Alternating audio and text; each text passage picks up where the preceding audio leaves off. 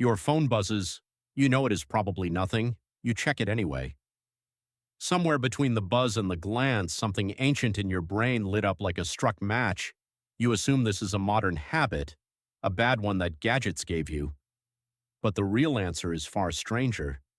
The urge you just felt is roughly 300,000 years old, and it has almost nothing to do with the device in your hand. Picture your ancestors on the savanna.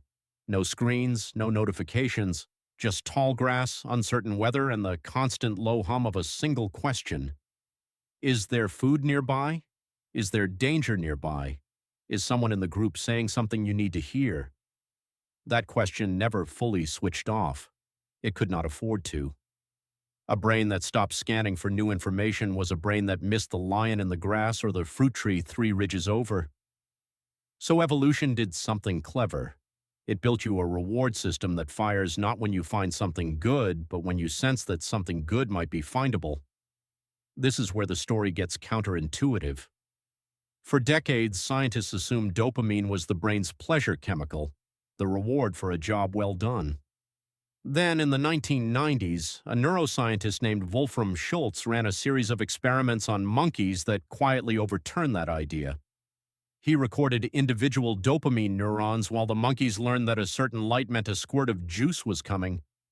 At first, the dopamine spiked when the juice arrived, but as the monkeys learned the pattern, something shifted. The dopamine surge moved backward in time. It stopped firing at the juice and started firing at the light, the cue, the moment of anticipation itself. Dopamine, it turned out, was never really about the reward. It is about the prediction of a reward. It is the chemical of maybe. Read that again. Maybe is the most addictive word your brain knows, and it has been running on maybe since long before there were phones to check. Kent Berridge, a researcher at the University of Michigan, spent years pulling this thread further. He separated what he called wanting from what he called liking. Wanting is the drive, the itch, the reach for the thing. Liking is the actual pleasure once you have it. Berridge's work showed these are handled by different systems in the brain, and wanting is by far the more powerful of the two. You can want something intensely while barely enjoying it once it arrives. Does that sound familiar? Think about the last time you refreshed an app, got nothing interesting, and refreshed it again 30 seconds later anyway. Now add one more piece, and this one has nothing to do with brain scans. It comes from a pigeon cage in the 1950s. B.F. Skinner, studying operant conditioning, discovered something strange about reward timing. If a pigeon got a food pellet every single time it pressed a lever, it pecked at a steady, almost bored pace. But if the pellet came randomly, sometimes after 1 peck, sometimes after 20, the pigeon pecked harder, faster, and longer than in any other condition. Skinner called this a variable ratio reinforcement schedule. Unpredictable reward does not calm a brain down, it revs it up. This is the exact mechanism behind slot machines, and it is the exact mechanism behind your phone. Here is the part that should genuinely unsettle you.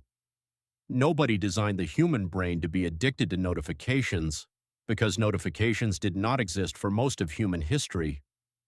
What they designed instead was an app that happens to be a near-perfect copy of the unpredictable reward schedule your foraging ancestors lived inside every single day. Was there food behind that hill? Maybe. Was there a threat in that shadow? Maybe.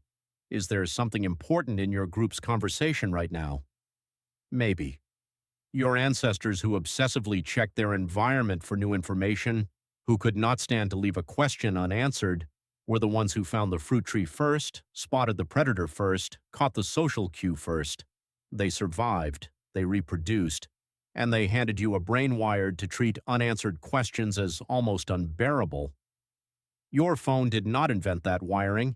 It found it, and then it built a machine that triggers it perfectly every few seconds, all day long. Think about what a notification actually is, structurally. It is a locked box that might contain something good, a message, a like, news, a joke from a friend.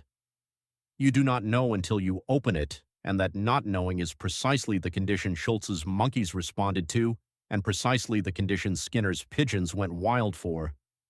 Modern apps did not have to invent a new psychological trick.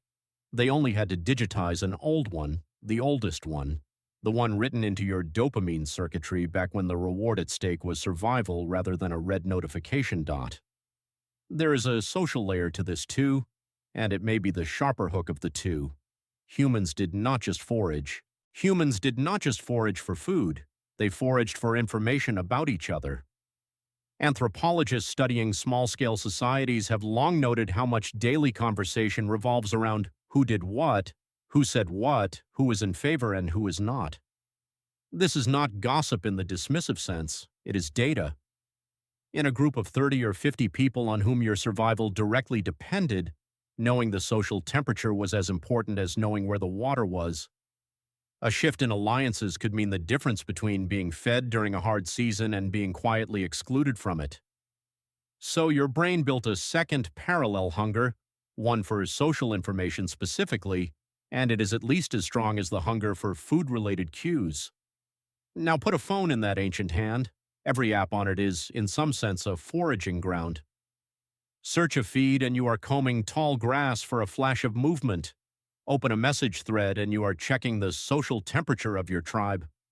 Refresh a page and you are asking the oldest question there is there something out there I need to know? The interface is new. The hunger driving you toward it is not. This explains something that otherwise looks like a personal failing. You tell yourself you will check your phone once and put it down.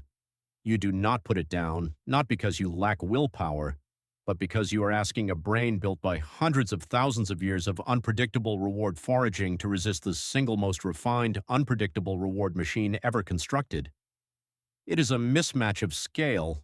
Your ancestors checked their environment maybe a few dozen times a day, constrained by how far they could walk and how much daylight they had. You can check yours a few hundred times, constrained by nothing but the length of your arm. It also explains why the feeling right after checking is so often flat. Barrage's distinction between wanting and liking predicts exactly this. The wanting system fired the moment you felt the urge. It is enormously strong. But the actual content behind the notification, the liking part, is frequently underwhelming. A mildly interesting headline, a message that could have waited. You feel a small letdown, and instead of concluding the system oversold you, you interpret it as needing to check again to find the good stuff.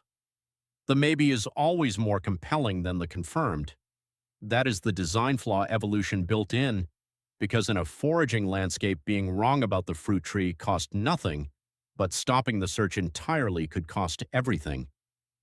So what do you do with a brain like this, one you did not choose and cannot simply switch off? The scientists whose work explains the trap also point toward the way out.